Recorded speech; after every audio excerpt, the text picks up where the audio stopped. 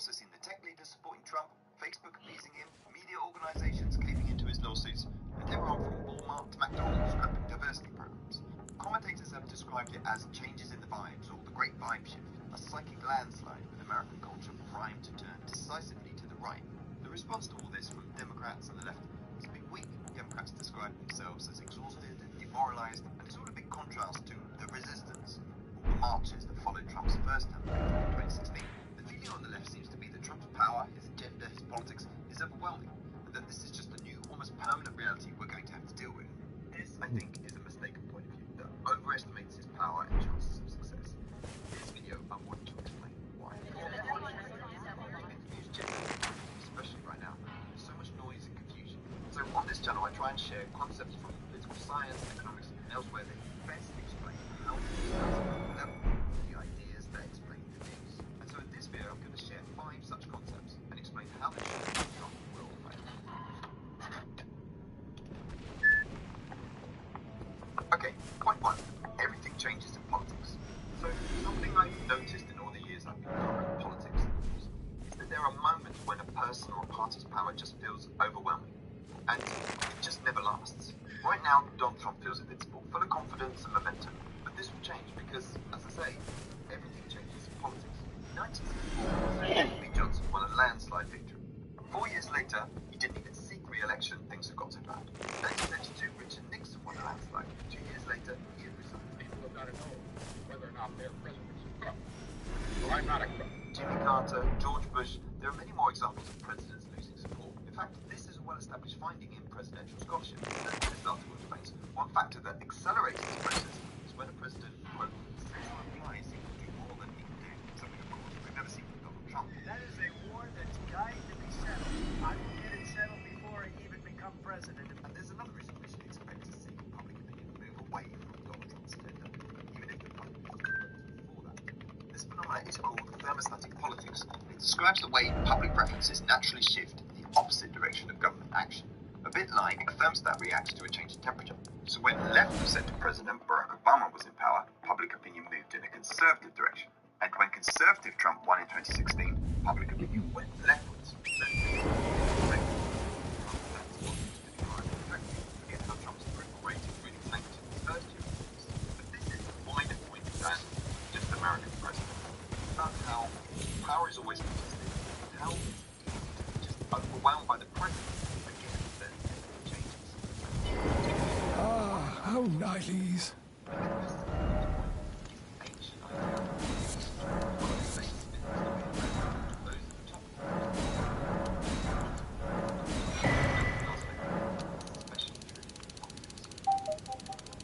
Okay, point 2, you break it, you own it.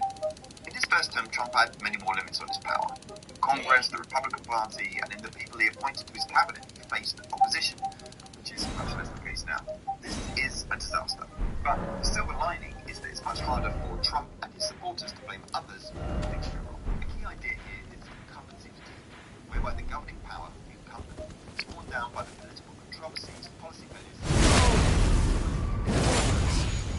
What the devil's wrong with you?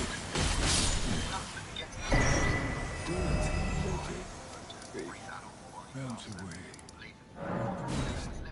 And populists like Trump often seem to struggle with voters once they have a record that they have to defend. In Brazil, Bolsonaro won 55% of the vote in 2018, but after mismanaging COVID-19 and the environmental issues, he lost the 2022 election. Another example of this, of course, is Trump, who couldn't win re-election in 2020. More generally, we've seen a trend of voters turning away from incumbents and voting for opposition parties. This results in bad news for opponents of Trump in the last election, but now he's in charge, the phenomenon works in their favour. Okay, Dirty scoundrel. There's something off about this fucking stump.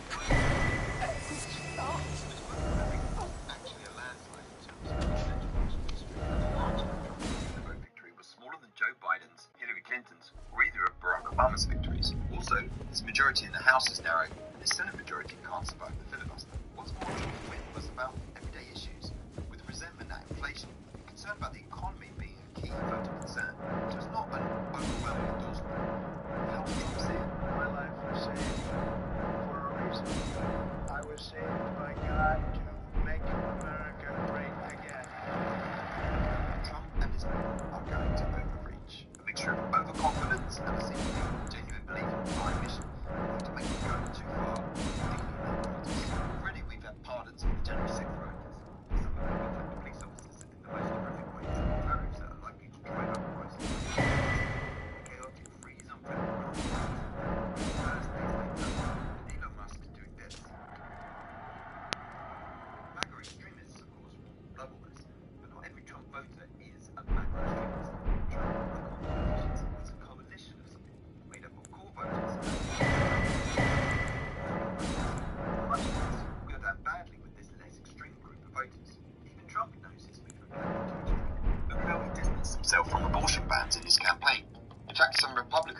especially during the criticism of pardons and tariffs. What will make this overreach even worse is that Trump cannot run again in 4 years' time, though I admit, we can't be sure he won't try. But that means for the next 4 years, the others in the MAGA movement will be maneuvering to be Trump's successor. These are perfect conditions for a purity spiral, where members of a political movement compete for leadership by becoming ever more extreme. This will all be made worse by the echo chamber of conservative media that will push MAGA ever further away from the concerns of ordinary voters. So, expect to see overreach and ordinary voters as a result. Point 4, succession failure. Talking of leadership contests, let's get to the next point. In my video on how the June stories illustrate how power works, I shared the idea that power is made up of coercive force, how many soldiers, guns and weapons you have, and legitimacy, the belief others have that your authority is right and justified. In the June stories, the main character rises from refugee to leader of the Kremlin, and to do this he taps different sources of legitimacy, from religious to traditional to ideological, all of which increases his supporters' belief in him. One of the key types of legitimacy he uses, however, is socialist OG Max Weber described as the absolute personal devotion and personal confidence in the revelation, heroism, or other qualities of leadership. Trump has this, some weird mix of celebrity, personality, dark humor, and cruelty, which fascinates and attracts attention and loyalty way down. But that's the point. Trade again? None of the other MAGA types have this. When Trump likely has less, like for extreme MAGA ideas, now he's right. So, all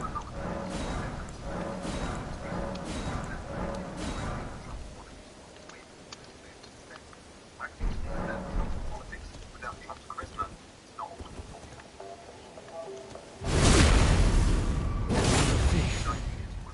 Fine.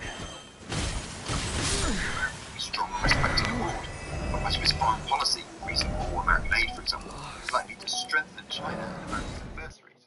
As we've seen, Trump voters care about the economy, but tariffs are likely to increase prices and hurt growth. Hey, Trump, man, what's one of your biggest issues? Back already. Unusually this. Your t-shirts are made in the USA? No, my blanks, no. See, that's the thing Trump's talking about. If we tax them, get tariffs, that same item they're making over there will cost the same to make over here. We pay the tariffs. Well, the companies pay the tariff, not us. China doesn't pay the tariffs. We do when they come in.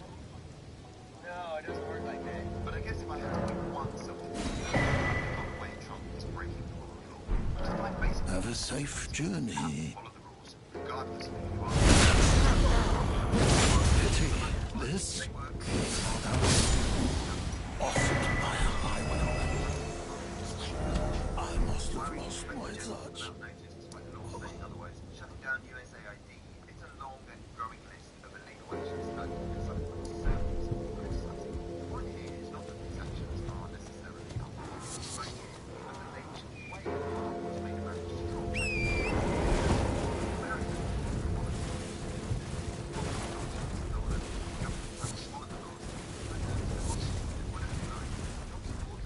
Lots of us want America strong, but breaking the rule of law makes America weaker.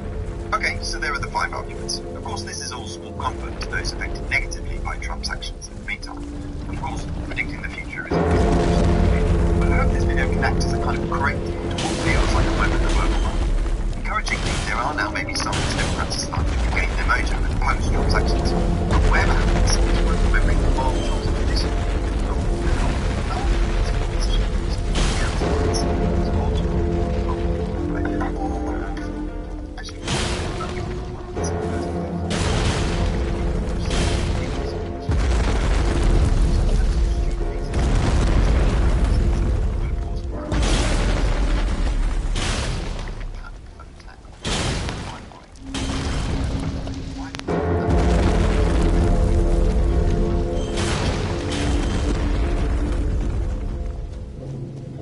Sponsored by Curiosity Stream and Nebula. Hey everybody, so a while back I made a video called The Existence of Curiosity.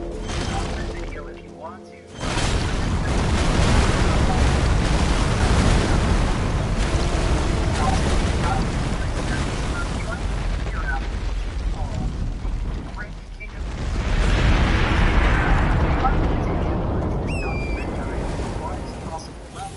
I would say that it's a story with a really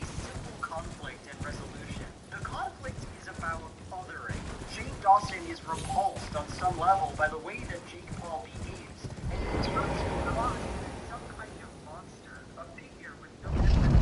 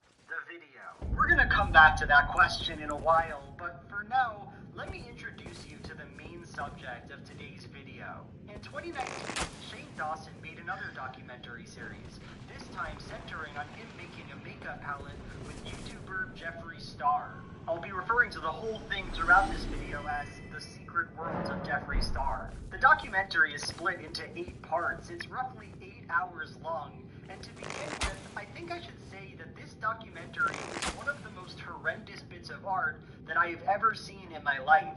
And that's for the simple reason that nothing of any interest happens in it. To even describe it is strangely difficult because there is no overarching important thing that ties it together. Shane Dawson decides to make this makeup palette with his business associate, and then he does it, and then he makes a shitload of money. That's it. Even as I've seen this entire thing twice through, it's genuinely difficult for me to provide you an account of how exactly is this long. What happens in it? Why? Now, look, my personal taste doesn't matter. I'm not here to tell you that if you enjoy this documentary, that you are objectively wrong, even though that is totally how I feel. Rather, I bring up the quality of these videos specifically because that's kind of what draws me in. There's a sense of confusion here at the core of The Secret World of Jeffree Star, a palpable feeling that it doesn't quite work, that its existence as this lengthy, dense series cannot possibly justify itself. And the reason why I find that interesting in this case is that in the absence of any actual substance, the documentary is a bunch of genuinely unexpected things to be strictly transparent with how it works and what it says. And let me show you what I mean. So here's the most obvious example of what I'm talking about. Throughout The Secret World of Jeffree Star, Shane constantly treats this makeup deal as some deserved and beautiful moment for his finances. I've been on YouTube for so long, and like the amount of money all these young YouTubers are making right now from merch stuff is like the fact that that's a real thing. Nobody's ever told me that like you can make that much money from a shirt because I also like. He goes on this lengthy freak out about how he's always been taken advantage of and how this makeup palette represents his first access to real money.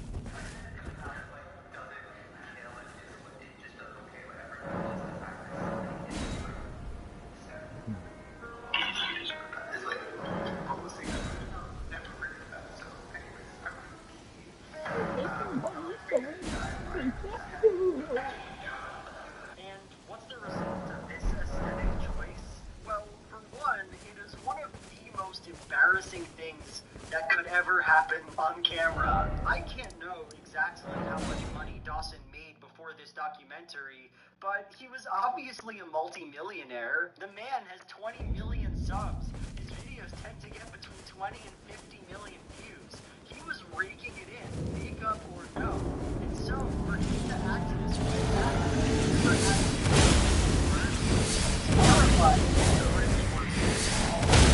my spine just thinking about it. But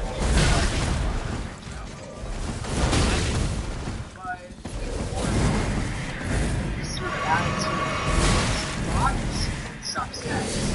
It tells us the documentary is about kind of narrative about Shane Dawson's income break did not have to be here. American audiences are pretty much totally fine with standing the products that rich people sell. Nobody who watches Jake Paul, for example, needs assurance that when he gets money, that's actually a really profound and important moment for him because he had less before.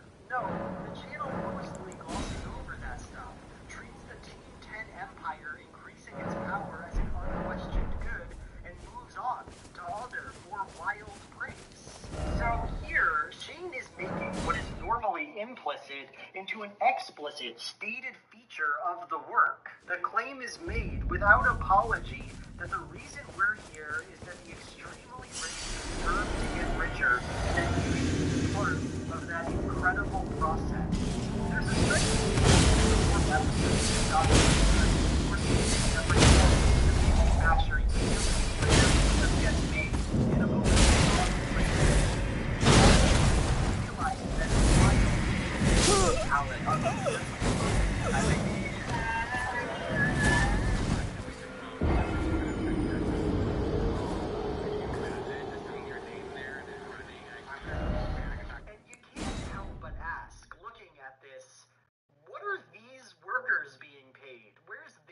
opportunity? When are their voices heard? But that doesn't matter here, not at all, and that's justified in the world of the documentary by the simple fact that these workers, genuinely do not matter. Shane thinks that he deserves more than anything to make heaps upon heaps of money, that it's his time to get even more rich. And while that is gross, it's also true. That is probably what he believes. It's just interesting, almost surreal, that he's so honest about it. When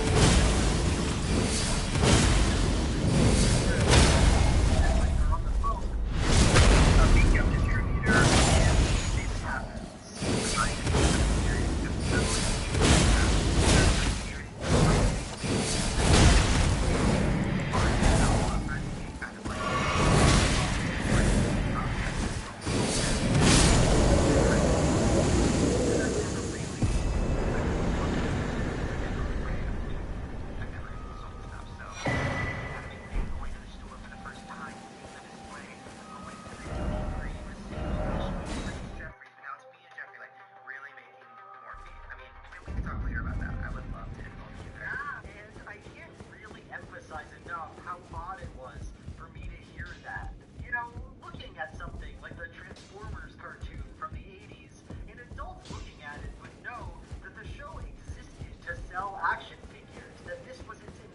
justification as opposed to art. But still, the show does conceal that, right? It appears as a fun show about robots who turn into cars and only reveals its true purpose to someone who cares to learn it. This is the way things work, right? Mostly across the board. But in the case of Shane Dawson, they put no work into maintaining that illusion. Dawson's job here is not to engage with the makeup process, learn ins and outs, as he says in the first episode. He doesn't really do that at all. No, his job is to funnel conversions between this video series and the buying of makeup. That is the value he brings, him knowing his worth. And what's so special about this documentary is that we get to see, up close and personal, an 8-hour ad being produced right in front of our eyes. They say that in their own goddamn movie. Mind-boggling, to me at least. Anyway, let's do just one more example because this is getting old. The entire aesthetic of the documentary most part, the secret world of Jeffree Star attempts to engender us with a feeling of intrigue and suspense. The names of the episodes are all mysterious. The ugly side of the beauty world, the dangerous world of Jeffree Star, the secrets of the beauty world. The palette Shane creates is called Conspiracy, and he constantly speaks as though something is being unveiled. This is, on its face, a fun idea. I mean, the best line in this documentary plays into this need. As Shane first visits Jeffree, he turns to his side and says this. We're all wearing his name. We all have his name. We all are brave. We're like, that's an incredible observation somehow. Just looking around and seeing that the empire this makeup mogul built for himself is so complete, so unquestioned, that every person he works with is branded with his name. That's awesome, and it implies that something genuinely interesting is going to be said here. But here's the thing.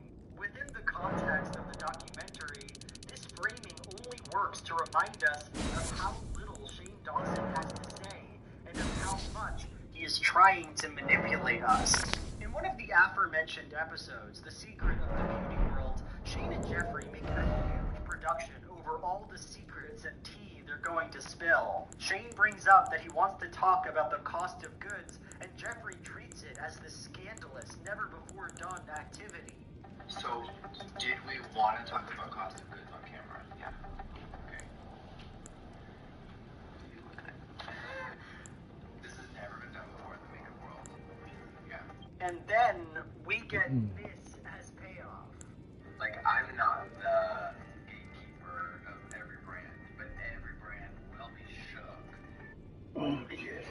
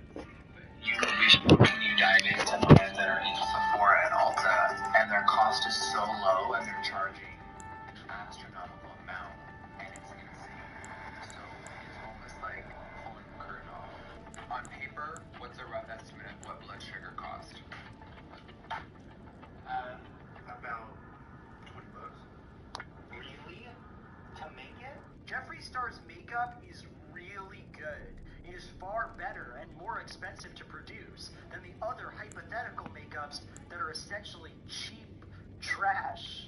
In this moment, the entire notion that we are here to unearth a secret, that there is darkness to the beauty world that Shane Dawson is going to show us, is made into a mockery of itself. And that's for one really simple reason that you've probably already guessed. Dawson is motivated to make this makeup look good. He can't show you the intrigue, exploitation, and mayhem of makeup production because that is what he's selling. So of course, all they're gonna say is, Jeffrey's so much better than everyone else. Jeffrey's an artist. Jeffrey died for our sins. Because that's what makes the makeup sell. $75 to $80 is exactly what Jeff said.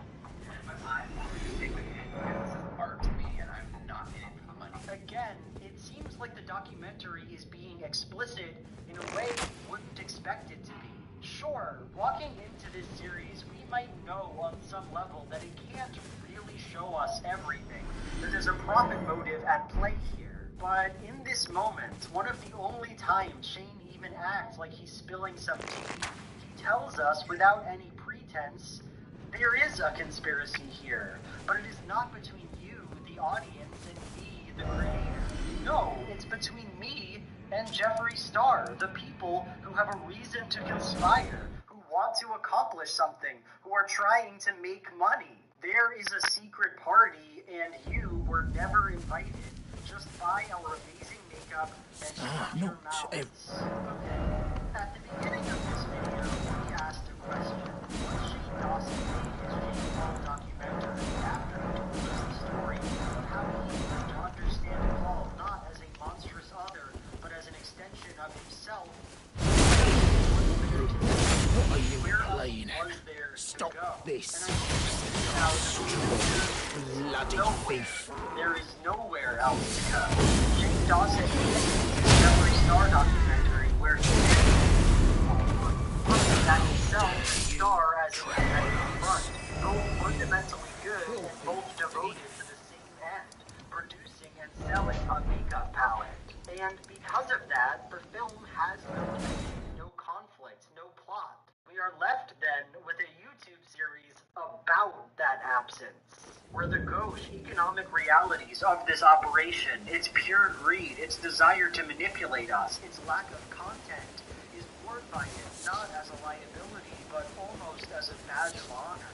We have nothing to say, so between the endless music sequences, the random plot threads that don't go anywhere, the over-exaggerated reactions to literally everything, why not just say the quiet part out loud? That's all that's left.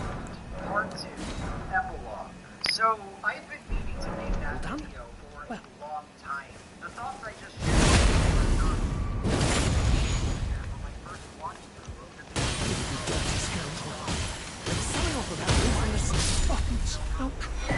after the series came out, when Shane Dawson should a lot of the answer is because I'm not sure if I really buy it. My job as a kind of media critic, I guess, is to tell you stories about stories. I look at texts, highlight things about them, and leave you with an idea of what I think they're about. And that's great. That's a great job, and I have no intention of quitting. But in this case, more than any other, I feel this drive to remind you this is just that, just a story. For one thing, when I say that after his Jake Paul documentary, Shane Dawson had nowhere to go, that this awful makeup series was the logical next step, that's not entirely true, right? It's not like I lied to you. There is some odd poetry, I think, in these videos coming after those videos. But the reality is, Shane Dawson could have made anything. This series could have been more interesting, could have manufactured some conflict. Something could have happened. He didn't have to decide to sell us makeup in the first place, and he didn't have to do that in the most grotesque, awful way imaginable. It's just a happy coincidence that he did. More importantly, in this video, I'm implying there's some actual depth to the Shane Dawson Jake Paul documentary, that it's about something othering, identification, etc. Again, that's true. The film is about those things, but let's not be too romantic here. Everything in the Jake Paul series was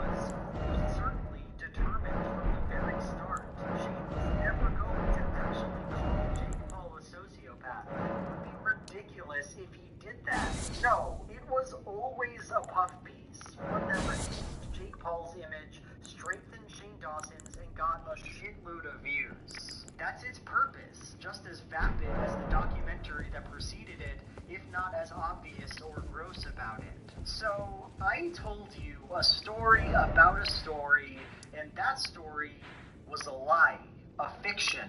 And I really feel like if I tried to tell you about the thing itself, Shane Dawson as a creator, as I see him, my video here would be a lot more boring and repetitive. Personally, I think that at the center of everything, Shane Dawson is a really bad filmmaker, and I mean that in every sense of the word. He was a bad filmmaker when he went on the reality show The Chair and made a movie so terrible that Zachary Quinto said this. The issue in this country right now is we live in different realities. That's right. I live in a reality. Holy 700 likes to 1.6k dislikes.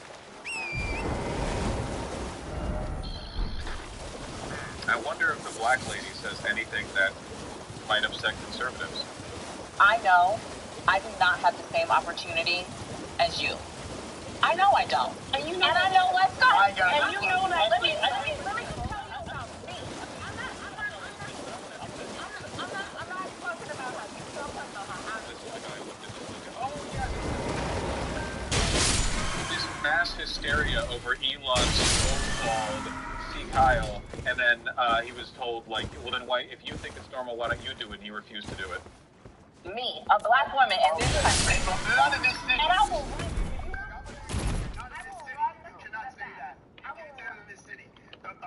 I'm not talking about New York. I'm talking about actually right here.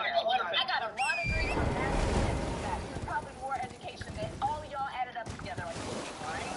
And I have always been the least paid person on the payroll at every institution I have worked in. And it's not because of Well, I don't think you worked for George W. or Trump. it wasn't what happened when I was there. Yeah.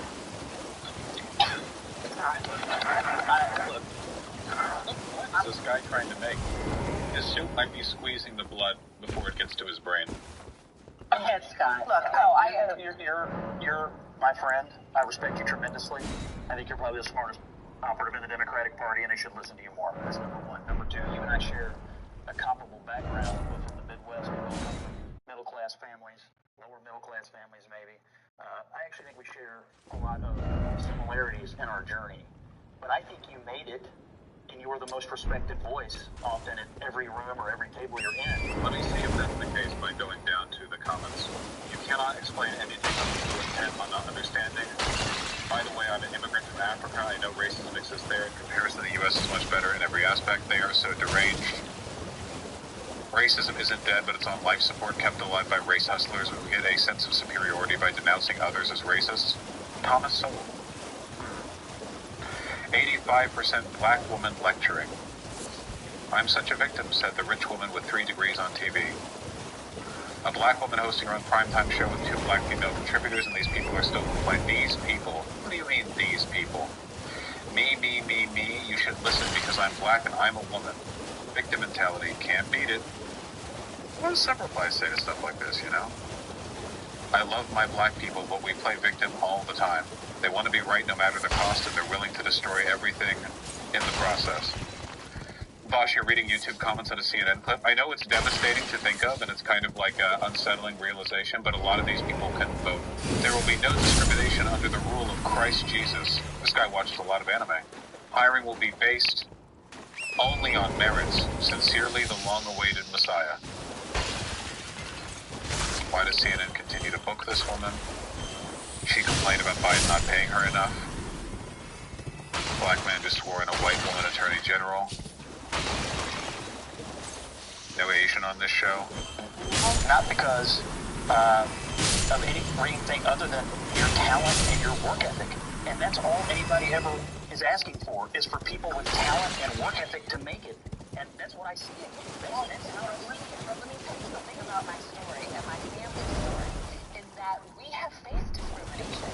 I have faced discrimination. I just said I was the least paid person, even in this moment sometimes, to my counterparts. It is just the reality of the country we live in. And I'm not saying, I do believe I'm qualified. I know I'm qualified. You don't ever tell me I'm not qualified. But the system that I live in doesn't matter about my my qualification. I don't agree with you. I like 25.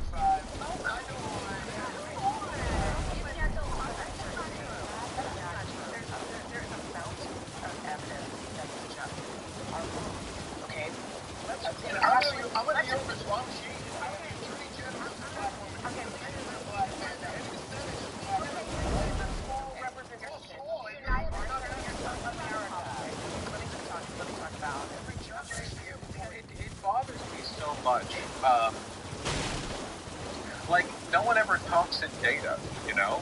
Like, there is so much objective, systematically derived, like, longitudinal data on racial discrimination all over the place. Like, in the justice system and hiring, like, it's extreme, like, it's empirics, you know? You can't go talking about, like, individual experiences like this because then everyone's like, oh, well, there's a black mayor, you know? You're not getting at the heart of the question. Ashley just gave an anecdote, but the numbers also show black women are one of the most educated demographics in this country and one of the least paid. Why would that make sense? And don't talk to me about the judges you stand before. Talk to me about the but it also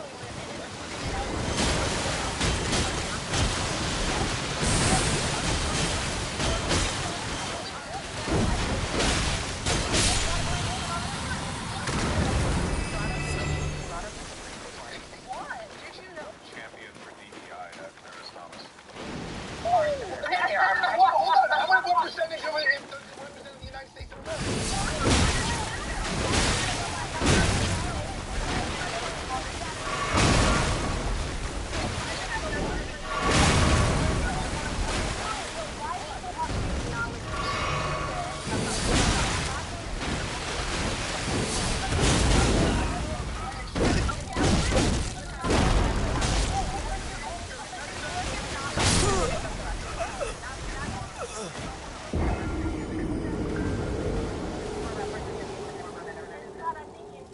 This is not a debate, this is a shouting match. That's literally what a debate is. see you said something very beautiful. This is your friend. You guys share a lot of the same values. You guys think alike. You guys are literally friends off air. Text, have good conversations. I do like the implication, by the way, that like racism isn't present in New York when the boroughs within New York are extremely racially segregated. Like there's the one borough that's like all Jews, and then there's the one borough that's like 90% black people or something, and all of it's downhill of redlining that took place, and like Robert Moses cutting the city up the highways or whatever. You know, like the idea, neighborhoods, not boroughs. Don't they call them boroughs over there? I thought I was being like cool, you know? Like I'm getting ready for my trip over there. I thought I was like integrating into the vernacular. There are neighborhoods within the boroughs? Okay, whatever. There is the yes and in that. There is something that says to me that you know what you say is true. You aren't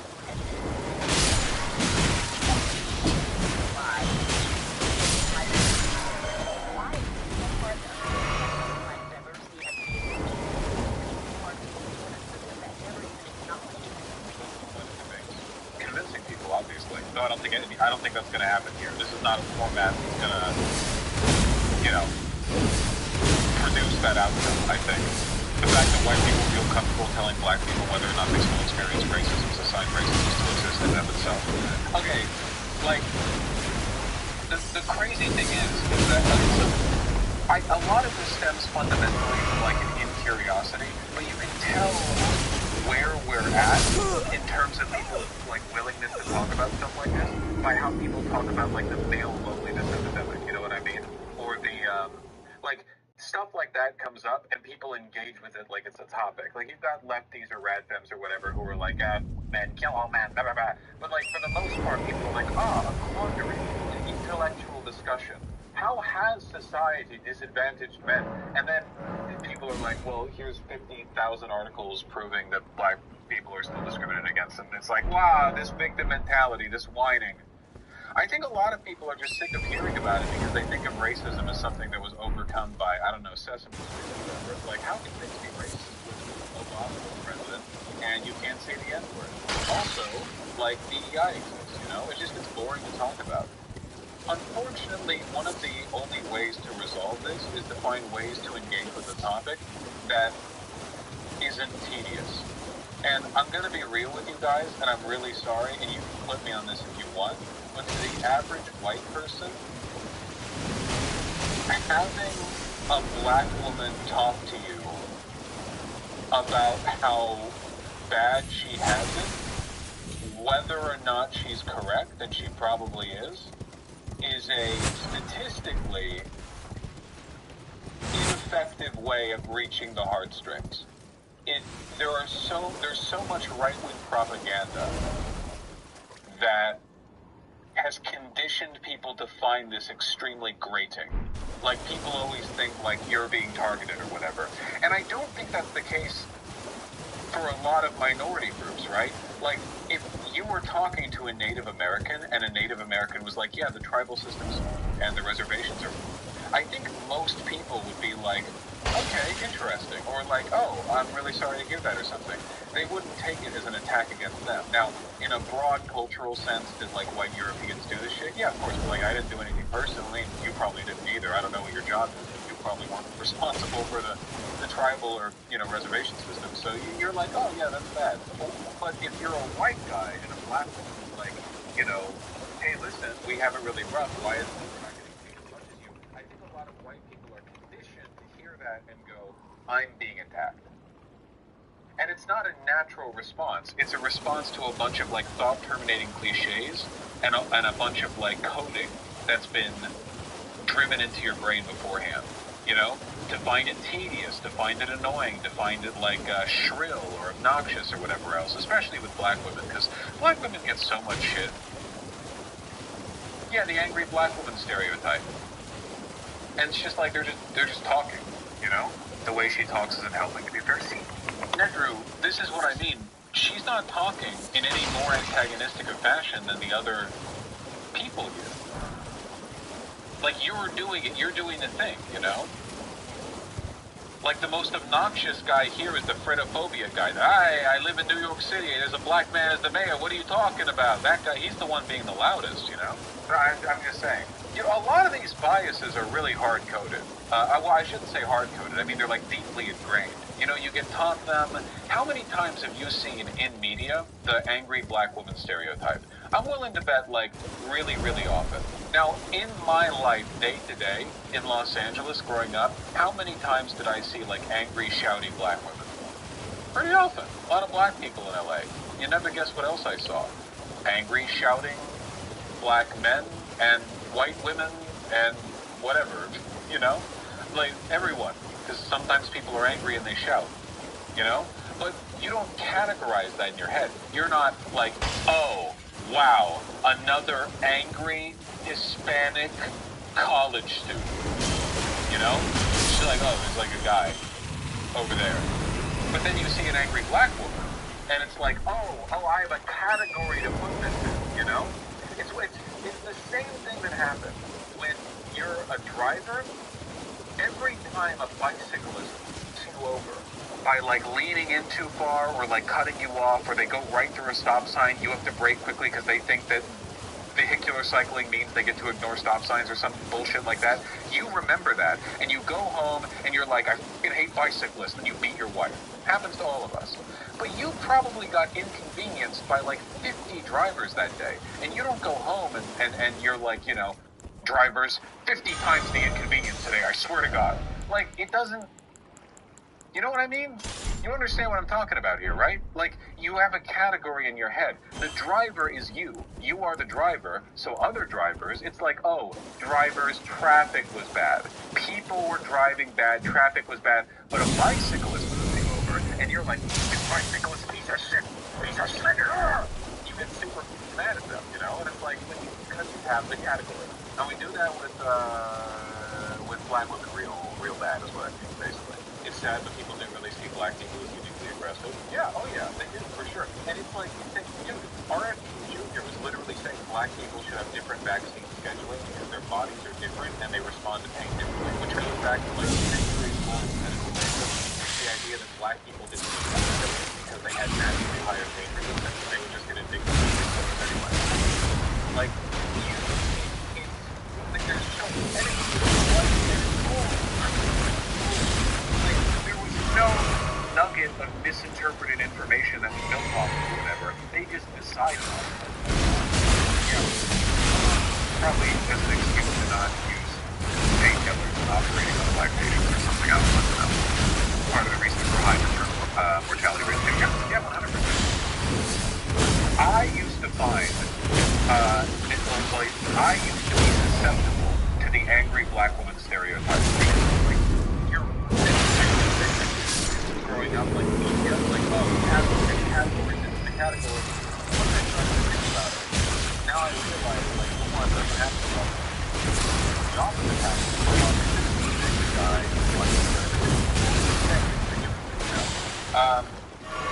and you start to realize, like, man, being a black woman must be exhausting. You know what I mean? Like, you've gotta like home police your own shit so hard. Because if you're a white guy, you can have like a loud, angry moment as a flex. You cannot do that as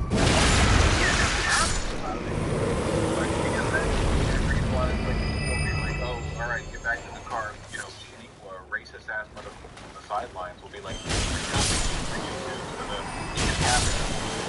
comment section, people will be like, typical type of attitude, whatever, ratchet,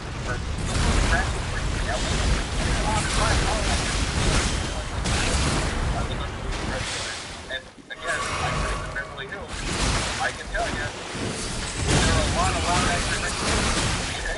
a lot of them.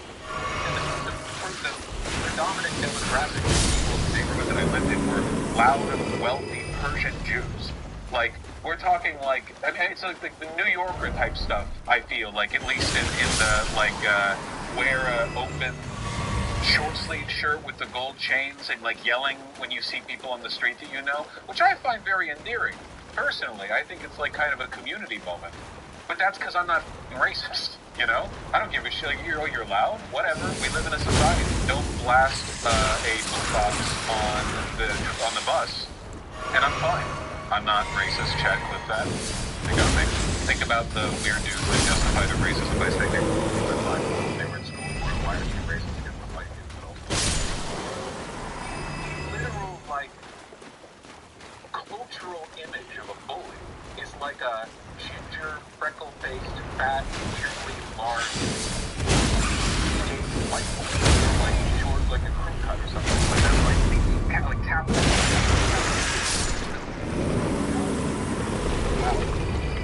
Like, even though that's the stereotype, but if there's like, you know, black guys, people are like, oh yeah, of course. Well, to be fair, the other angry white boys are school shooters, and no one gets racist over that. I do. Okay, well. Present woke company accepted, I suppose. The point is that racism is gay. And to be gay is racist. You know, gay guys are always going after other guys who kind of look like them, which is sort of like racially preferential, and they're thereby racist by definition. You know what I'm talking about. I guess I have to finish the clip. It's like 1 minute left. Never saw us as a human commodity. Literally, never noticed who we were, and now here we are years later asking for some simple rights, some simple civility. She's asking to be paid like she's asking to be acknowledged like acknowledged. And she knows that that's with your personal experience being the reference point, especially when you're a highly accomplished political consultant and, you know, like, journalist, because you're pretty successul. Like, that doesn't mean you didn't experience racism. It just means that people are going to respond to that with, like, well, I know a poor white guy. And it's like, okay, you know. So you got to talk about the data, the statistics, you know. You get she's a black woman. She's in a high-ranking position in the White House in the United States of America.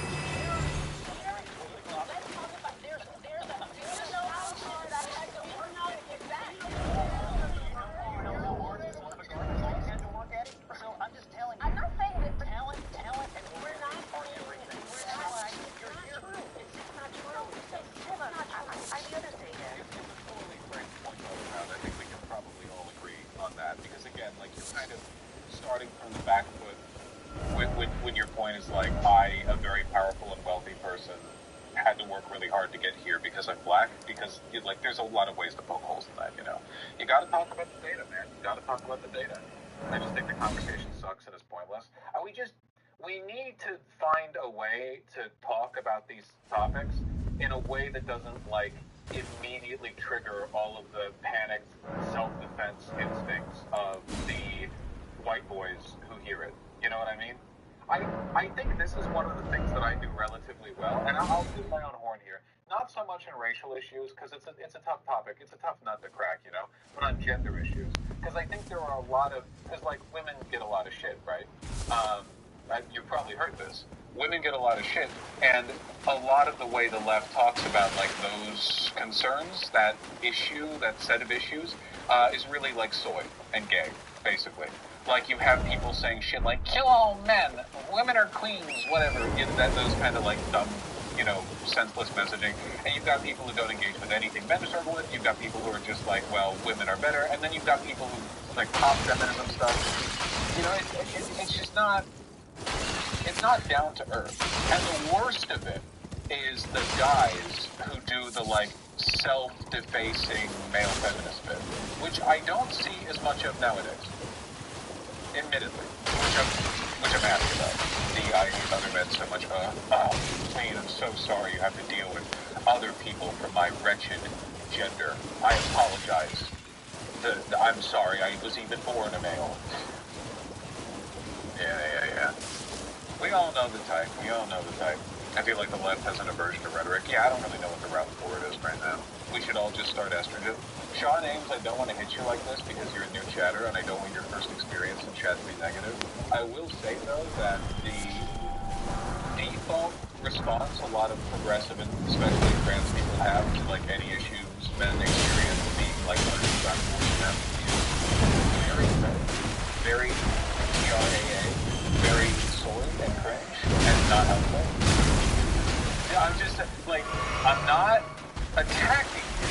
It's a broader pattern. A lot of people in chat do this. It's very, like, neon, girl thing, COVID, and I'm saying this with, like, venom dripping from my teeth. It's just, yeah, but, like, don't carry information the same way you say it. And the information here is, well, it's a little telling. Well, it's funny, I feel like you've just heard it too much. I might be overexposed to it on account of the demographics of my community. But, like, it does get said a lot. The access to opportunity is, I know you don't want to think that is true, but access to opportunity, and that's the word I is supposed to address. And not just when it comes to race, although race is important, but when it comes to women, when it comes to people with disabilities, when it comes to people from different socioeconomic brackets, from rural parts of the country. I think that's the biggest issue. So now we're trying to say that everything is equal just because I say it is, and all the evidence is equal. Well, that's literally we're already stereotyping society is what Scott and his colleagues want to say, when that's actually factually not true.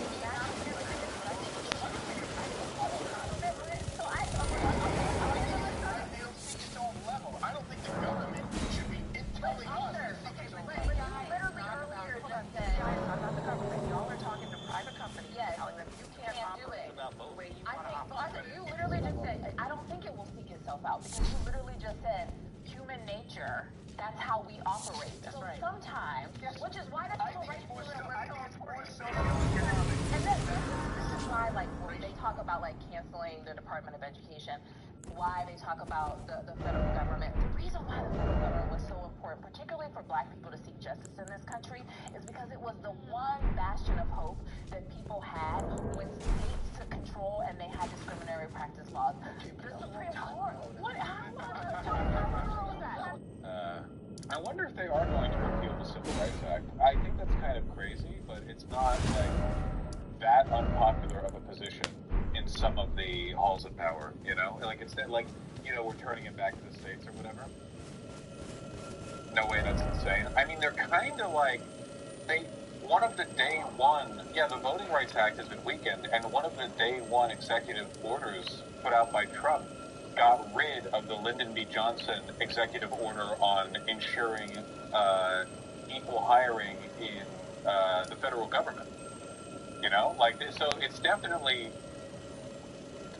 something they're running on, you know? Running towards, I should say. We'll see how it goes, I suppose. It was nice briefly pretending that we weren't in the Trump administration. We were actually back in, like, 2022, you know? Having these conversations. Pretty nice. They might not get rid of the civil rights act. They might just, like, go to the This was the 2016 Congo, lol. We need to go back to real wokeness. Man, like real wokeness, you know? We need to bring it back to the most obnoxious possible time period of the cultural zeitgeist towards wokeness. Yeah, no more of this folkness. Exactly. Tumblr leftism, the kill cis men or whatever, like that shit. Bring it back.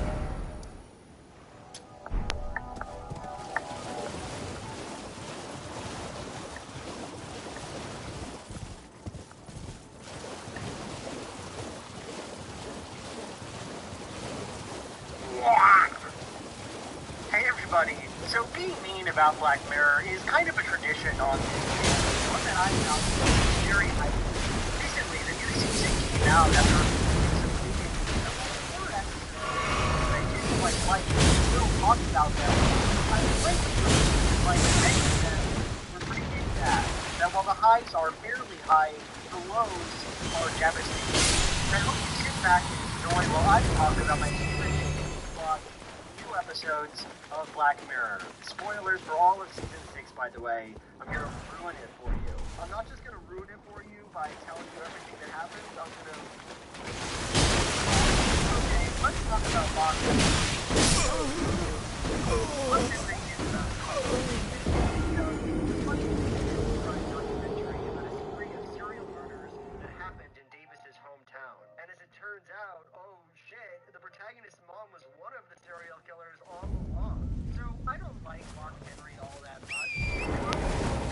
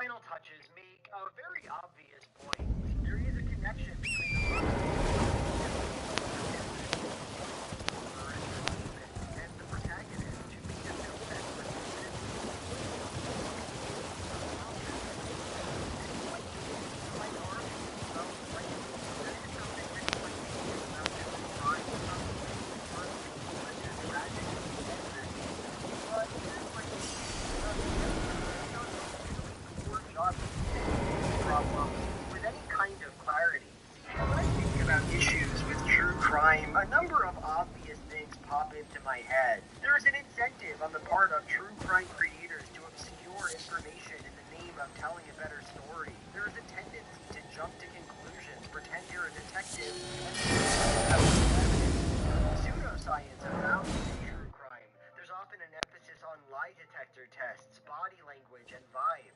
But none of these things actually apply to the situation. The protagonist does a plainly good job with his investigative journalism. He doesn't lie, he doesn't sensationalize anything. Besides that, he solves an unsolved crime.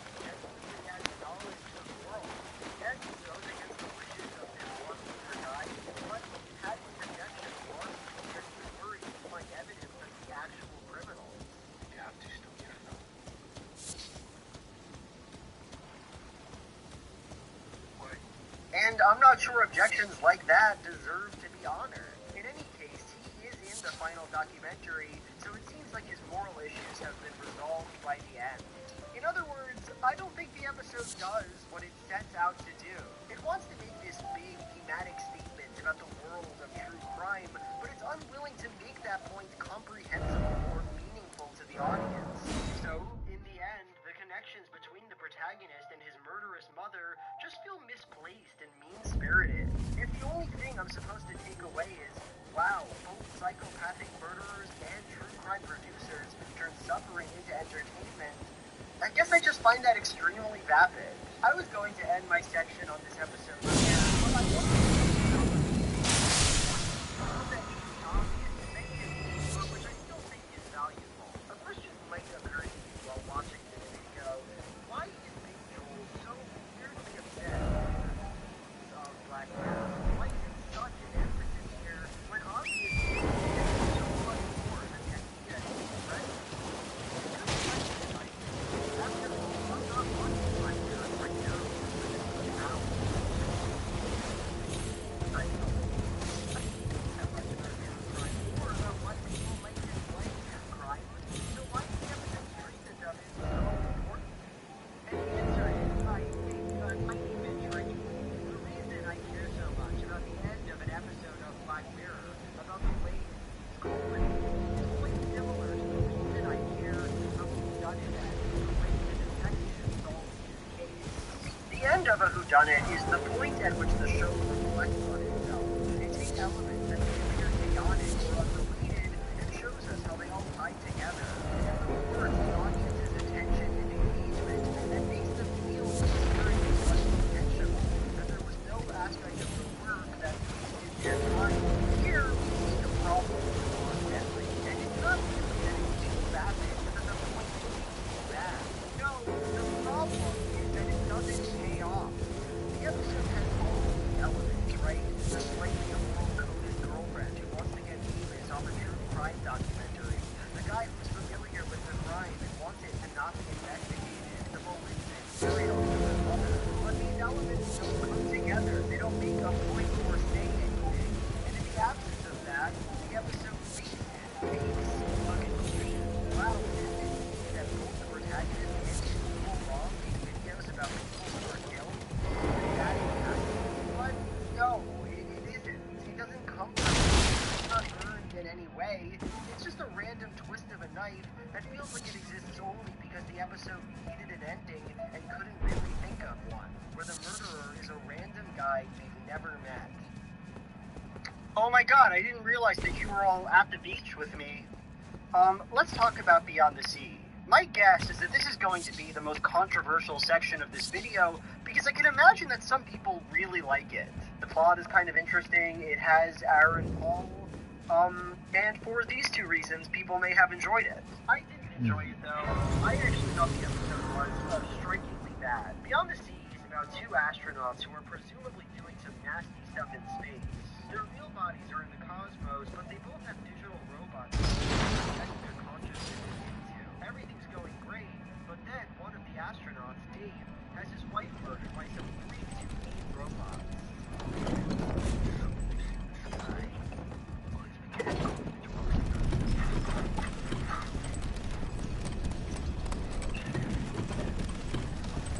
Episode about this guy. Maybe the robot hating Jesus lover. To help him deal with the grief, the other astronaut, Cliff, lets him use his robot.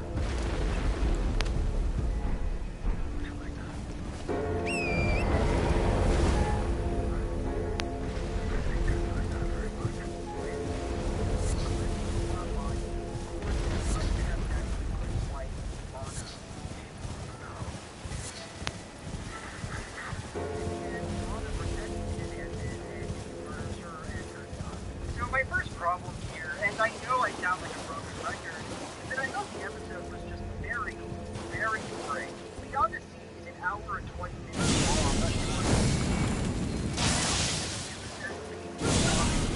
The course of its runtime, the characters don't really become more interesting. They don't have any decent conversation. It feels like 8 minutes of dour, blank, annoying characters sitting quietly and yearning for each other. It's not my kind of thing.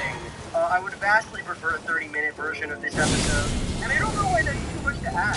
Cut everything out of your episode. Make it so much shorter, why not? But with that in mind, let's turn our attention to the themes of the episode, the way it explores its own ideas, because there is something intricate and complicated about Beyond the Sea. So this episode is at its core about this.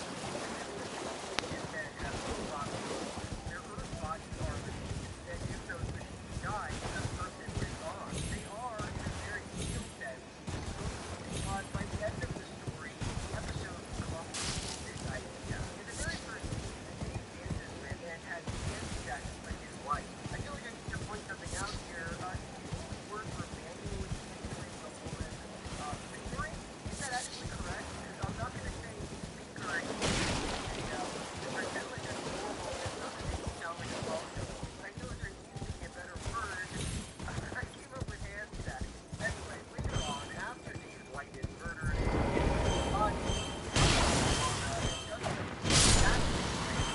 to his late wife. He plays the song Beyond the Sea in both scenes as well, which both cements how similarly he's approaching these two situations. And tells us that the similarity is right is the name of the episode. In this moment, the audience is forced to consider a possibility that Dave's body are not the disposable ones, that his wife and Lana both former and the latter, and I guess as though they are. And when you see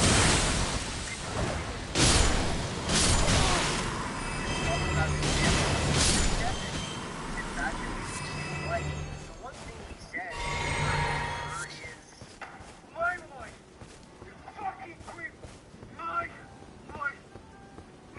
She's mine. She belongs to me. That is, for much of the episode, Cliff sees his wife not as a person, but as a protected safeguard. You can see it toward the middle of the episode.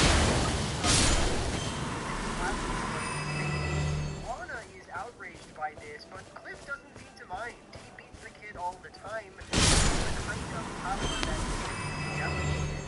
Give him a little smack upside the head. Which, as far as Henry knows, is from you. Nothing I haven't done myself 100 times. I'd be a terror. Remember when he burned a hole in the car seat? I wailed on him, Lindsay, right here in this room. The boy needs keeping in line. The child doesn't exist as a person in Cliff's imagination, but as an object who can be treated however men want to treat him. Finally, you can see it in the end, when Dave kills Lana and her son. The whole episode is about this lengthy romance. Will Lana fall in love with Dave? Does Dave give Lana what Cliff cannot? But in the end, this is all an illusion. Dave doesn't love Lana. You can't love someone, cherish someone who you're willing to murder for no reason. No, Lana exists only as a prop within the male psyche, to be used and disposed of at her owner's convenience.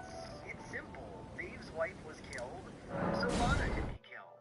This is kind of the twist of Beyond the Sea, right? In one of the last scenes of the episode, Cliff finally talks to his wife. He shares some emotion with her, treats her as a real person with real needs. You brought me here from this house. Now I can walk. Room to room, but you're a shadow, and I am here. I am real. But this all comes too late, because right next to the moment Lana is treated as valuable, runs right back to the realm of murdered by Dave. So, yes, I think Beyond the Sea is about freedom, about a system that privileges some experience and jealous desire, and then treats women as objectified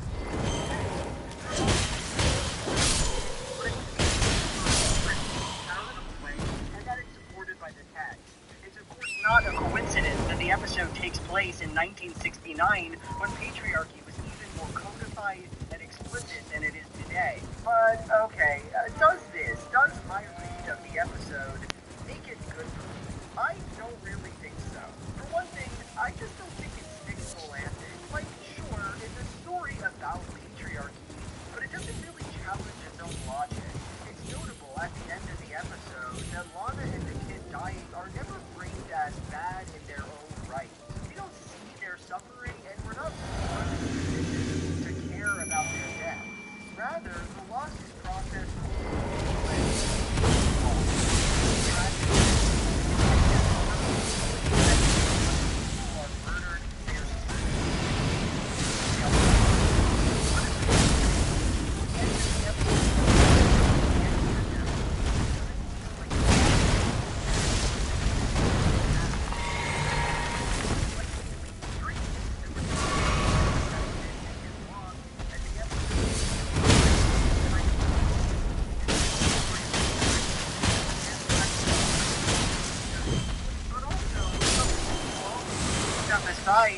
You just can't theme your way out of boring storytelling. When you're not interested by any of the characters or by anything they do, when you think the love triangle is dull and don't care what happens with it, when you think the material is bloated, you're probably not going to enjoy the episode, regardless of things you can say about its themes. So, Demon 79 is, I think, the best episode of the season. It's about a woman, Nita, who gets chosen by a demon to execute a mission to save the world, and it's cute. Basically, we need to deliver 3 sacrifices by Mayday. Right. The relationship between the protagonist and her demon PM works, they have chemistry, it's funny, you actually care about the characters, and perhaps most importantly, you like Jane Austen's message-wise. The third person Nina picks to sacrifice is a Tory politician, and the show makes two things clear. First, his Tories are psychotic, fascist characters. And that's what the rounds are saying. Rubbish in the street, crime on the rise, the character of your neighborhood.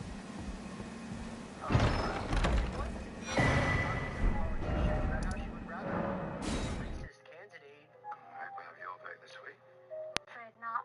National Front for me. Why is that? Don't like how things are changing around here. And he's like, you know what I stand for. You know we're the same guy. But they won't get elected. They might. They're 2/3. People feel it's that matters.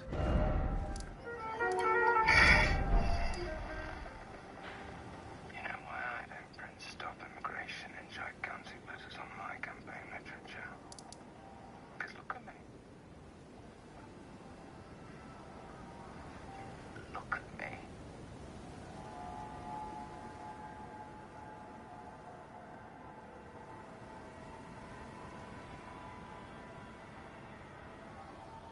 You know what I stand for. And how great is that? Come on. Second, that we can justifiably kill those conservative politicians. Nita is never judged for her choices. It's framed as exclusively a good thing by the episode.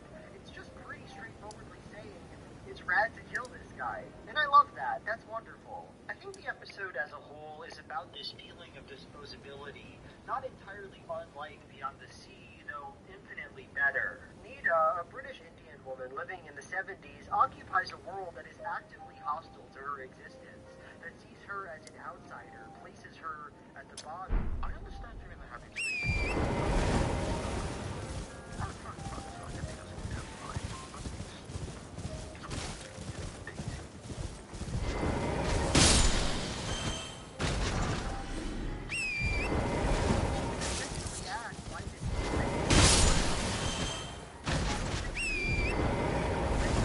Necessary to save the world, treat their lives as disposable in the same way you are treated as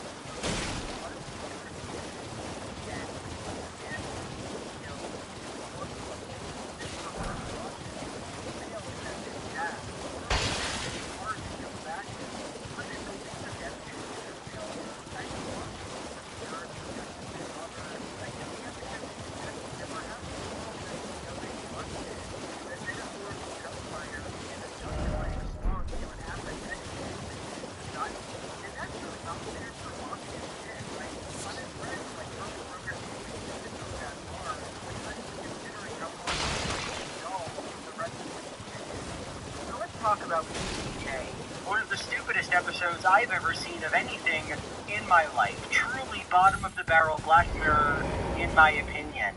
It's about a paparazzi. Spent the entire episode trying to take a picture of a celebrity, Maisie Day. The story crawls at a snail's pace as you watch a woman you don't care about chase after another woman you don't care about. It's self-indulgent, but indulgent of what, I cannot say. The whole episode leading up to some kind of twist. What's the nature of the celebrity you want to picture? What happened to her? But the conclusion here is just another nasty spit in my face. She's a werewolf. She is a werewolf. That's the twist, if you want to call it that.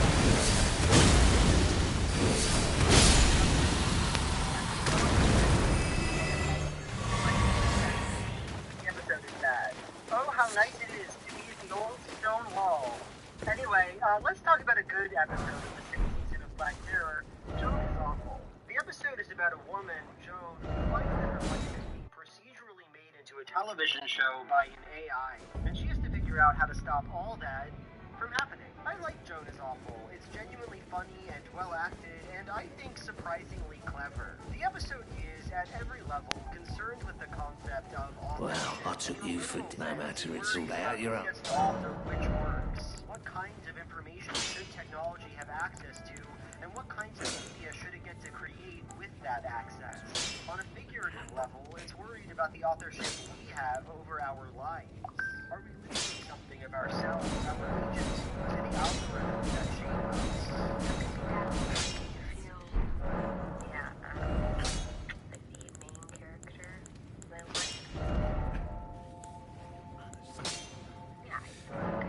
This all works, I think. It's a simple theme, but it's told elegantly. The thing about Joan is Awful, though, which you can call either its best or its worst quality, is that when you watch it, it kind of feels empty.